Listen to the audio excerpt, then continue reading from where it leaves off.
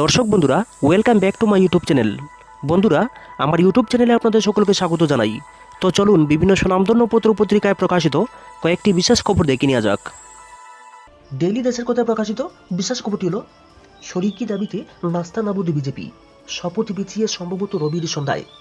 শনিবারের শপথ গ্রহণের কথা বলা হলেও সম্ভবত রবিবার বিকেলের আগে শপথ গ্রহণ করবেন না নরেন্দ্র মোদী। কারণ হিসেবে বিদেশি রাষ্ট্রপ্রধানদের উপস্থিতির কথা বলা হলেও শরিকদের সঙ্গে এখনও সমঝোতা চূড়ান্ত হয়নি বলেই জানা যাচ্ছে বিজেপি সূত্রে। তবে এখনই সবটা চূড়ান্ত করেই শপথে যেতে হবে, শরিকরা এমন দাবিও করেননি প্রকাশ্যে। সেক্ষেত্রে প্রধানমন্ত্রী হিসেবে মোদী একাই শপথ নিতে পারেন, মন্ত্রিসভার শপথ অনুষ্ঠান পরে হবে। যদিও গত দুইবার যেহেতু বড় অনুষ্ঠান করে পুরো মন্ত্রিসভায় শপথ নিয়েছে, তাই এবারেও সেই পথেই হাঁটতে চাইছেন মোদী শাহরা। এর মধ্যেই শুক্রবার এনডিএ সাংসদদের বৈঠক থেকে মোদীর নেতা নির্বাচিত করার সিদ্ধান্ত নেওয়া হয়েছে। তারপরে সব শরিক দলের পক্ষ থেকে এই বিষয়টি জানিয়ে রাষ্ট্রপতিকে আনুষ্ঠানিকভাবে চিঠি দেওয়া হবে। বৃহস্পতিবার দিল্লিতে দলের 12 জন নির্বাচিত সাংসদদের নিয়ে বৈঠক করেছেন নীতিশ কুমার। দলের শীর্ষ নেতারাও উপস্থিত ছিলেন। সেখানে অগ্নিবীর নিয়েও আলোচনা হয়েছে। জেডিইউ চাইছে অগ্নিবীর ব্যবস্থা খতিয়ে দেখে ত্রুটিগুলি পরিবর্তন করা হোক। আসলে উত্তর ভারতের বিভিন্ন রাজ্যে ভোটের ইস্যু হয়েছে অগ্নিবীর। বিহারে বিজেপি জেডিইউ জোট বেশি আসন পেলেও গতবারের তুলনায় অনেক আসন বাড়িয়ে নিয়েছে আরজেডি জোট। শুধু তাই নয়, ভোটও বেড়েছে 6% বেশি। অন্যদিকে বিজেপি জেডিইউর ভোট কমেছে। রাজস্থান, হরিয়ানা, উত্তরপ্রদেশ, বিহারের মতো রাজ্যে যুবকদের কর্মসংস্থানের প্রশ্নে অগ্নিবীর বড় ইস্যু হয়েছে। জেডিইউ নেতা কেসি ত্যাগী এদিন স্বীকার করেছেন, অগ্নিবীর নিয়ে ভোটারদের মধ্যে ক্ষোভ রয়েছে। আমাদের দলের দাবি এই প্রকল্প পুনর্বিবেচনা করা হোক। তবে তারা সরকারকে নিঃশর্ত সমর্থন দিচ্ছেন বলেও জানিয়েছেন ত্যাগী। এই বিষয়ে প্রশ্ন করার আরেক শরিক চিরাগ পাসওয়ানও জানিয়েছেন, অগ্নিবীর খতিয়ে দেখা দরকার যাতে ত্রুটিগুলি শুধরে নেওয়া যায়। তবে এখন নয়, সরকার গঠনের পর এইসব নিয়ে আলোচনা করা যাবে। তিনি বলেছেন, মোদীজি বলেছেন এনডিএতে সব বিষয়ে আলোচনার সুযোগ রয়েছে। প্রকাশ্যে চিরাগও সরকারকে নিঃশর্ত সমর্থনের কথা বললেও মন্ত্রিত্ব নিয়ে চাপও তৈরি করছেন। অগ্নিবীর নিয়ে যে বিপদে পড়তে হয়েছে সেটা বিজেপিও বুঝেছে। এখনো বৈঠক না হলেও দলের মধ্যেও এইরকম নানা বিষয়ে চাপ রয়েছে। কিন্তু ইতিমধ্যে 2 দফায় 40,000 অগ্নিবীর প্রশিক্ষণ নিয়েছে। আরও 20,000 প্রশিক্ষণ শুরু করেছেন গত নভেম্বর মাস থেকে। নৌবাহিনী তো 3 দফায় 7,385 জন অগ্নিবীরের প্রশিক্ষণ শেষ করেছেন। বায়ুসেনাতেও 4,955 জনের প্রশিক্ষণ হয়ে গিয়েছে। ভোটের ফলে মোদী সরকার অগ্নিবীর থেকে সরতে চাইছে। বিশেষ করে হরিয়ানা এবং বিহারে কিছুদিনের মধ্যেই ভোট রয়েছে। যেদিকে সরলে মোদীর দৃঢ় ভাবমূর্তির কিছু আবশ্যিকতা থাকবে। রাহুল গান্ধীরও পারতপক্ষে জয় হবে, কারণ শুরু থেকে রাহুল এই নিয়ে সোচ্চার ছিলেন। ফলে বিজেপিও চাইছে শরিকদের দিয়ে দাবিটি উত্থাপন করে তারপর বিষয়টির একটি মাঝামাঝি সমাধানের রাস্তা খোঁজা, যাতে সাপও মরে লাঠিও না ভাঙে।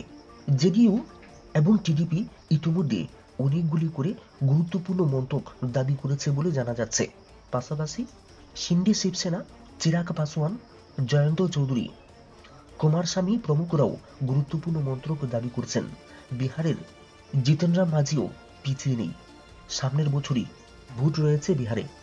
জাত গণনা এবং বিহারের আর্থিক প্যাকেজের দাবি নিয়ে ইতিমধ্যেই বিজেপি এবং নীতিশ কুমারের উপরে চাপ তৈরি করে দিয়েছেন তেজস্বী যাদব। এদিন তিনি বলেছেন, নীতিশ কুমার কিং মেকার হলে ভালোই। বিহারের স্বার্থে তার উচিত বিশেষ আর্থিক প্যাকেজ আদায় করে আনা, যা বহুদিন ধরে দেবে বলেও দেয়নি মোদী সরকার। পাশাপাশি জাতভিত্তিক ঘটনা গোটা দেশেই করানোর দাবিও জানিয়ে রেখেছেন তেজস্বী। এই দিন বিহারের মন্ত্রী বিজয় কুমার চৌধুরীও বলেছেন, জেডিইউ এনডিএতেই থাকবে, তবে দলের কতগুলি দাবি তো আছে। তিনিও কেন্দ্রকে আর্থিক প্যাকেজের কথা মনে করিয়ে দিয়েছেন। পাটনায় দলের নেতারা অন্তত 3 জন পূর্ণমন্ত্রী করার দাবির কথা জানিয়েছেন।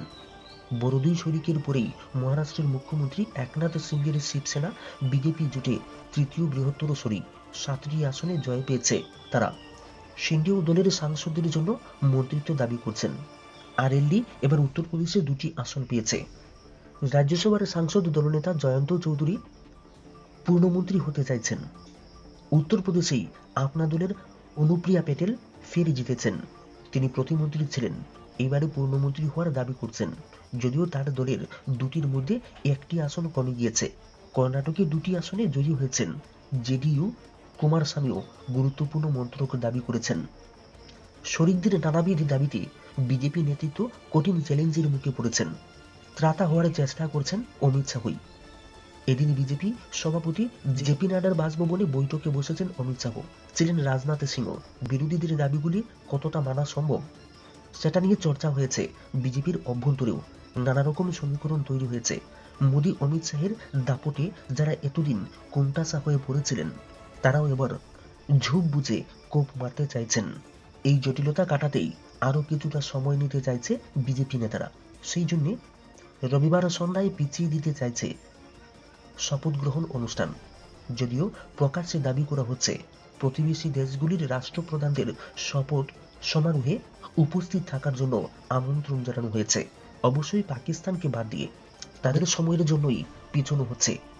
এদিকে বুধবার ইন্ডিয়া মঞ্চের বৈঠকে উদ্যোগী না থাকায় তাকে নিয়ে জল্পনা চড়ানো হয়েছে যে তিনি এনডিএ সরকারে যোগ দিচ্ছেন।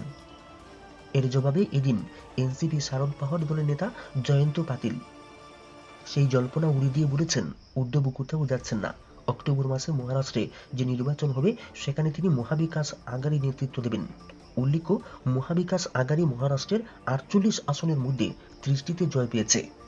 সাংসদদের নিয়ে সভা সারদের অজিতের বৈঠকে গড়হাজির 5 বিধায়ক।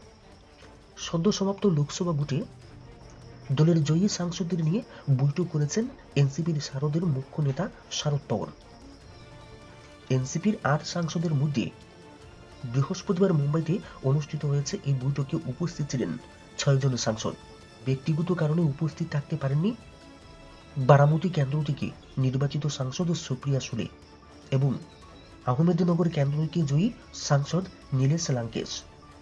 এই দিনই দলের বিধায়কদের নিয়ে বৈঠকে বসেছিলেন এনসিপির অজিত পাওয়ার। এদিনই দলের বিধায়কদের নিয়ে বৈঠকে বসেছিলেন এনসিপি অজিতের নেতা এবং মহারাষ্ট্রের উপমুখ্যমন্ত্রী অজিত পাওয়ার। কিন্তু এই বৈঠকে দলের 5 বিধায়ক অনুপস্থিত থাকায় রাজনৈতিক মহলে গুঞ্জন উঠেছে। লোকসভার ভোটে ধরাশায়ী হওয়ায় দলের মধ্যে অসন্তোষ দানা বেঁধেছে। এই প্রেক্ষিতে বৈঠকে 5 বিধায়কের অনুপস্থিতি আরো বিতর্ক উস্কে দিয়েছে। 2 বছর আগে নিজের অনুগামীদের নিয়ে এনসিপি থেকে ভেঙে বেরিয়ে গিয়ে এনসিপি অজিত নামের দল তৈরি করেছিলেন শারদ পাওয়ারের ভাইপো অজিত পাওয়ার। বিজেপি এবং শিবসেনা সিন্ডির সঙ্গে হাত মিলিয়ে রাজ্যের শাসক দলের জোটে সামিল হয়েছে তার দল।